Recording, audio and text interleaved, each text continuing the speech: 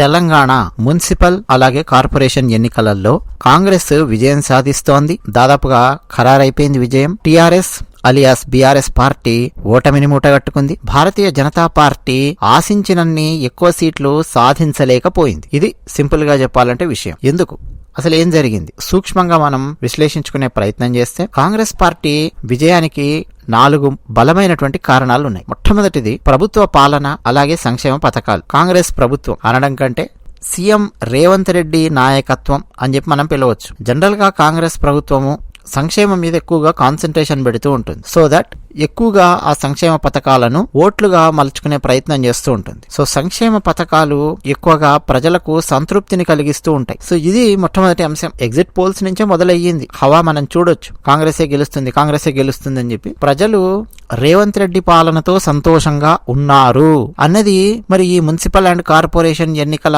ఫలితాల ద్వారా మనం అర్థం చేసుకోవచ్చా? ఫర్ ఎగ్జాంపుల్ కాంగ్రెస్ పార్టీ 1600కు పైగా వార్డులను గెలుచుకుంది అంటే అన్ని స్థానాలలో ఉన్నటువంటి ప్రజలు కాంగ్రెస్ పార్టీకి మద్దతు ఇస్తూ ఉన్నారు తెలంగాణలో అంటే డామ్ షూర్ గా సీఎం రేవంత్ రెడ్డి నాయకత్వాన్ని ప్రజలు బలపరుస్తూ ఉన్నారు అనే విషయం స్పష్టంగా అర్థమవుతోంది. ఇక గ్రామ పంచాయతీల నుంచి మున్సిపల్ ఎలక్షన్స్ వరకు మొమెంటం అనేది కొనసాగుతోంది. 2023 అసెంబ్లీ ఎన్నికలలో కాంగ్రెస్ పార్టీ తెలంగాణలో ఘన విజయాన్ని సాధించింది. 2024 లోక్సభ ఎన్నికల్లో కూడా కాంగ్రెస్ పార్టీ ఘన విజయము అని చెప్పలేం గాని భారతీయ జనతా పార్టీ కాంగ్రెస్ పార్టీ దాదాపు సమానమైన ఎంపీ సీట్లు దక్కించుకున్నాయి. బట్ కాంగ్రెస్ టీఆర్ఎస్ యొక్క ఎంపీ సీట్లకు గండి కొట్టడంలో విజయాన్ని సాధించింది. అలాగే డిసెంబర్ 2025 గ్రామ పంచాయతీ ఎన్నికలు జరిగితే చాలా పెద్ద విజయాన్ని కాంగ్రెస్ పార్టీ నమోదు చేసింది సర్పంచ్ ఎలక్షన్స్ లో. ఇప్పుడు లేటెస్ట్ గా మున్సిపల్ ఎన్నికలలో కాంగ్రెస్ పార్టీ గెలవడానికి ఇంతకుముందు వరుసగా గత 2 సంవత్సరాల నుంచి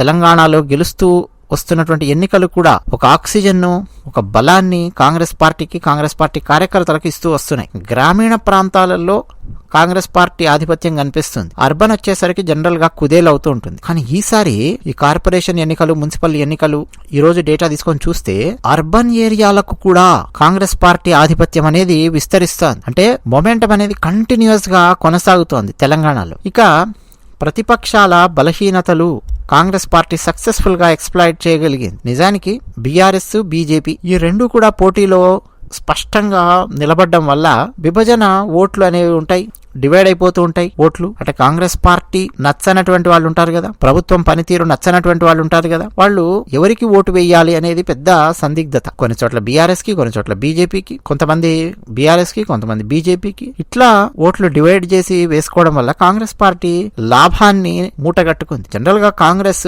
1200 దాకా వార్డులు గెలుచుకుంటుంది అనేది ట్రెండ్స్ ఫస్ట్ చూపిస్తే ఇంకా ముందుకు దూసుకెళ్లింది. అంటే త్రిముఖ పోటీ ఎక్కడైతే ఉంటుందో ఇలా విభజన ఓట్లు, ప్రతిపక్షాల యొక్క విభజన ఓట్లు అధికార పార్టీకి లాభాన్ని తెచ్చిపెడతాయని చెప్పడానికి లేటెస్ట్ ఎన్నికల ఒక ఉదాహరణ. మీకు అందుకే చూసారా ఆంధ్రప్రదేశ్ లో చంద్రబాబు నాయుడు గారి పార్టీ, భారతీయ జనతా పార్టీ, జనసేన 3 కలిసి అసెంబ్లీ ఎలక్షన్స్ లో రంగంలోకి దిగాయి. మొన్న అలా గనక రంగంలోకి దిగకపోయి ఉంటే ఎలాగూ భారతీయ జనతా పార్టీకి ఒక్క ఎమ్మెల్యే సీట్ కూడా రాదు ఆంధ్రప్రదేశ్ లో. ఆ విషయం అందరికీ స్పష్టంగా తెలుసు ప్రస్తుతం ఉన్నటువంటి పరిస్థితుల్లో అన్ని చూస్తే. కానీ తెలుగుదేశం పార్టీకి బాగా దెబ్బ పడేది. సో మధ్యలో లాభపడేది ఎవరు?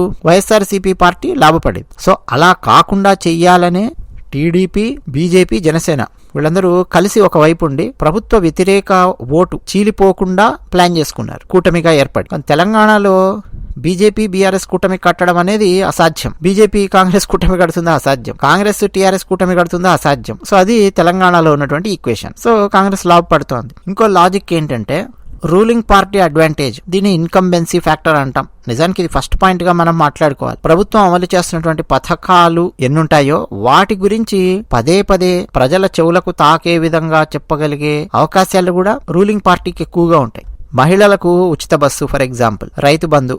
నిజానికి రైతు బంధు కేసీఆర్ పెట్టినటువంటిదైనా కాంగ్రెస్ ప్రభుత్వంలో కూడా రైతు బంధు డబ్బులు వస్తున్నాయి జనాలకి. మహిళలకు ఉచిత బస్సు, దట్స్ ఇట్. క్యాజువల్ గా ఇళ్లలో మాట్లాడుకునే వాళ్ళు కూడా టౌన్స్ లో, నేను మాట్లాడేది హైదరాబాద్ గురించి కాదండి, మీలో కొంతమంది హైదరాబాద్ లో కూర్చొని హైదరాబాద్ నాలెడ్జ్ తో ఆలోచిస్తుంటారు. కాదు, టౌన్స్ లో ప్రజలు ఎలా ఆలోచిస్తున్నారు అన్నది చాలా కీలకం ఇక్కడ. సో మహిళలకు ఉచిత బస్సు, రైతు బంధు, రకరకాల సంక్షేమ పథకాలు ప్రభుత్వం అమలు చేయడము అవి ప్రజలను ఆకర్షిస్తూ ఉంటాయి. అంతకుమించి పెద్ద అతి తీవ్రంగా జనాలు ఆలోచించారు. రాహుల్ గాంధీ దేశ సెక్యూరిటీని బహిరంగంగా బట్టలిప్పి రోడ్డు మీద నించోబెట్టాడు, ఇలాంటివి ఎవ్వరూ ఆలోచించరు అంత తీవ్రంగా. టౌన్స్ లోపల ఆ స్థాయిలో ఆలోచించాలి అని చెప్పి అంటే సిటీలలో ఏ విధంగా జనాలు ఆలోచిస్తూ ఉంటారో ఆ స్థాయిలో టౌన్స్ లో గ్రామాలలో ఆలోచించగలిగేంతటి స్థితి రావాలంటే మరో 50 ఏళ్లు పడుతుంది. సో ఈలోపు సంక్షేమ పథకాలను ఎవరైతే సక్సెస్ఫుల్ గా అమలు చేసుకుంటూ వెళుతూ ఉంటారో ఆయా పార్టీలకు ఎలక్షన్స్ లో లాభం కలుగుతూ ఉంటుంది. అసలు డేటా చూస్తే షాక్ అవుతారు. 73% ఓటర్ టర్న్అవుట్ ఉందండి. ఇక టీఆర్ఎస్ ఓటమికి కారణాలు ఏంటి?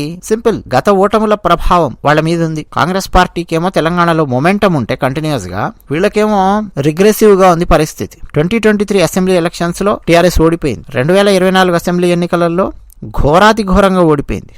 ఒక్క ఎంపీ సీటు కూడా దక్కించుకోలేకపోయింది. That's it. అదే చెప్తోంది బీఆర్ఎస్ పరిస్థితి ఎలా ఉందని. గ్రామ పంచాయతీల దగ్గరకు వస్తే ఒక డీసెంట్ పర్ఫార్మెన్స్ ఇవ్వగలిగింది. అంటే దారుణంగా ఓడిపోలేదు టీఆర్ఎస్. ఇంకా గ్రామాలలో టీఆర్ఎస్ అభిమానులు ఉన్నారు అన్న విషయం స్పష్టంగా అర్థమయ్యింది. ఒక డీసెంట్ పర్ఫార్మెన్స్ ఇచ్చింది సర్పంచ్ ఎలక్షన్స్ లో. కానీ అర్బన్ లో హోల్డ్ కోల్పోయింది. సో అందువల్ల ఇప్పుడు ఫలితాలలో బీఆర్ఎస్ దాదాపు 700కు పైగా వార్డులు మాత్రమే గెలుచుకోగలిగింది. ఇంటర్నల్ సమస్యలు చాలా ఉన్నాయండి బీఆర్ఎస్ లో. ఫర్ ఎగ్జాంపుల్ కేసీఆర్ గారి మీద వచ్చినటువంటి ఆరోపణలు గత 2 ఏళ్లుగా జనాలు పెద్దగా ఆ ఆరోపణలను పట్టించుకోవట్లేదు. కానీ టీఆర్ఎస్ పార్టీ లోపల కార్యకర్తల మధ్యలో ఒక సందిగ్ధ అవస్థ అనేది ఉంది. ఊళ్ళల్లో చర్చలు జరుగుతున్నాయి. మీ కేసీఆర్ అవి తిన్నాడంట కదా, ఇవి తిన్నాడంట కదా డబ్బులు, ఇట్లాంటి చర్చలు జరుగుతున్నాయి.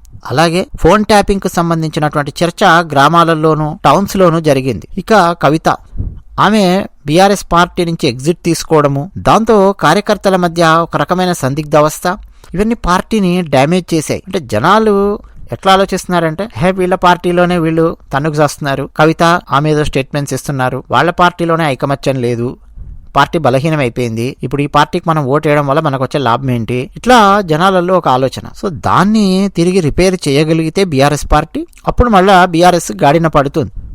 అర్బన్ లో అండి స్ట్రాంగ్ హోల్డ్ లాస్ అనేది స్పష్టంగా మనం చూడొచ్చు. అర్బన్ సెంటర్స్ అన్నింటిలో కూడా బీఆర్ఎస్ కు గ్రిప్ తగ్గింది. ఎక్కడెక్కడైతే బీఆర్ఎస్ తన గులాబీ జెండా పాతిందో అర్బన్ లో ఆయా చోట్ల దెబ్బ వాటంగా తగిలింది. చాలా చోట్ల అక్కడ మళ్ళా సేమ్ కాంగ్రెస్ బీజేపీ పోటీ వల్ల మళ్ళీ ఓట్లు చీలిపోవడం, కాంగ్రెస్ గెలవడం. సింపుల్ లాజిక్ ఏంటంటే, ఆపోజిషన్ స్టేటస్ లో ఉండి కూడా ప్రభుత్వ వైఫల్యాలను హైలైట్ చేయలేకపోయింది, ప్రభుత్వ వైఫల్యాలను ఎండగట్టలేకపోయింది, ప్రజల ముందుకు తీసుకురాలేకపోయింది. ఇదిగో రేవంత్ రెడ్డి ప్రభుత్వం ఇందులో విఫలమయ్యింది.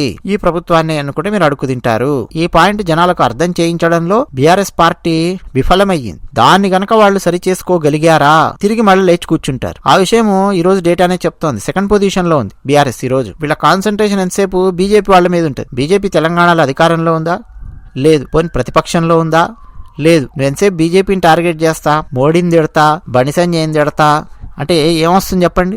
రేవంత్ రెడ్డి ప్రభుత్వము, కాంగ్రెస్ పార్టీ మంత్రులు వాళ్ళు చేస్తున్నటువంటివి ఏమన్నట్టు దాన్ని నువ్వు గట్టిగా మాట్లాడగలగాలి, నిలదీయగలగాలి. అదేమి బీఆర్ఎస్ పార్టీ నుంచి అంత స్ట్రాంగ్ గా జరగట్లేదు. అలాగే బీఆర్ఎస్ లో రెబల్స్ చాలా మంది తయారయ్యారు, ఇండ్యూస్మెంట్ ఒకటి తయారయ్యింది, దానివల్ల ఓట్స్ అన్ని స్ప్లిట్ అయిపోయాయి. ఇక భారతీయ జనతా పార్టీ పరిస్థితి చూస్తే 3rd పొజిషన్ తో బీజేపీ సరిపెట్టుకుంది. ఇది ఎక్స్పెక్ట్ చేసిందే. ఎప్పుడు బీజేపీ 2nd పొజిషన్ కు వచ్చినటువంటి చరిత్ర లేదు. కార్పొరేషన్ ఎన్నికలలో గాని, మున్సిపల్ ఎన్నికలలో గాని ఐదర్ కాంగ్రెస్ టీడీపీ ఉండేవి సమైక్య ఆంధ్రప్రదేశ్ లో. ఆ తర్వాత బీఆర్ఎస్ కాంగ్రెస్ మధ్య పోటీ ఉండేది. బీజేపీ ఎప్పుడు 3rd పొజిషన్ లో ఉండేది. ఇప్పుడు కూడా అదే పరిస్థితి.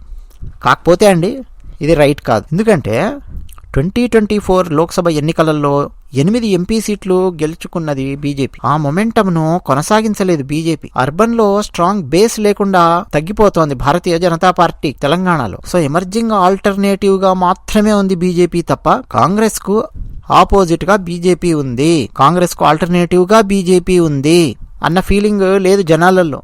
ఎమర్జింగ్ ఆల్టర్నేటివ్ అన్నట్టు మాత్రమే చూస్తున్నారు బీజేపీని. ఇంకా ఇది ఎమర్జ్ అవ్వాలి, చాలా టైం పడుతుందిలే అన్న ఫీలింగ్ లో ఉన్నారు తెలంగాణలో జనాలు. భారతీయ జనతా పార్టీ కేవలం కరీంనగర్, నిజామాబాద్ లాంటి ఏరియాలలో మాత్రమే లీడ్ చేసింది. మొత్తంగా చూసుకుంటే వార్డులు గెలుచుకునేవి చూసుకుంటే 3rd పొజిషన్ లో ఉంది.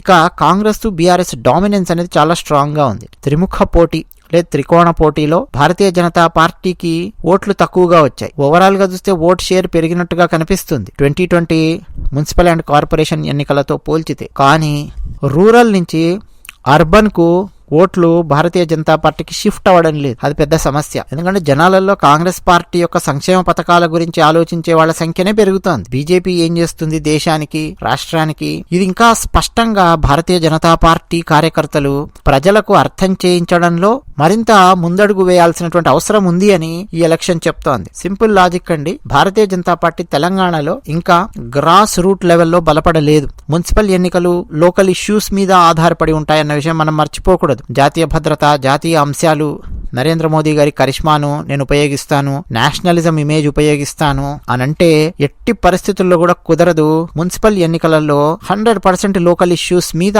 ఆధారపడి ఉండే పాయింట్స్ ఉంటాయి కాబట్టి ఆయా లోకల్ ఇష్యూస్ మీద టార్గెట్ చేసి భారతీయ జనతా పార్టీ వర్క్ చేయాల్సినటువంటి అవసరం మరింతగా ఉంది. సో మొత్తం మీద ఈ ఎన్నికలు కాంగ్రెస్ కు మళ్ళీ ఒక బూస్ట్ ఇచ్చాయి. టీఆర్ఎస్ అలియాస్ బీఆర్ఎస్ పార్టీకి ఒక సెట్ బ్యాక్ ఈ ఎలక్షన్స్. అలాగే భారతీయ జనతా పార్టీకి లిమిటెడ్ గెయిన్స్ ఇచ్చాయి. భవిష్యత్తు ఎన్నికలకు ఇది ఒక ఇండికేటర్ లాగా ఉంటుంది. భారతీయ జనతా పార్టీ ఓవరాల్ గా ఓటింగ్ పర్సెంటేజ్ లో లాభపడింది. కాకపోతే దాన్ని మరిన్ని ఎక్కువ మున్సిపాలిటీలు గెలుచుకునే విధంగా టర్న్ చేయగలిగితే రాబోయే అసెంబ్లీ ఎలక్షన్స్ కు చాలా చాలా లాభం ఉండేది. కానీ ఇప్పటి నుంచి అయినా సరే అండి చాలా స్ట్రాంగ్ గా TRS and Bharatiya Janata party మరి వీళ్ళు ఎలా పనిచేస్తారు ఏంటి అనేది వేచి చూడాలి. అది విషయం. ధన్యవాదాలు.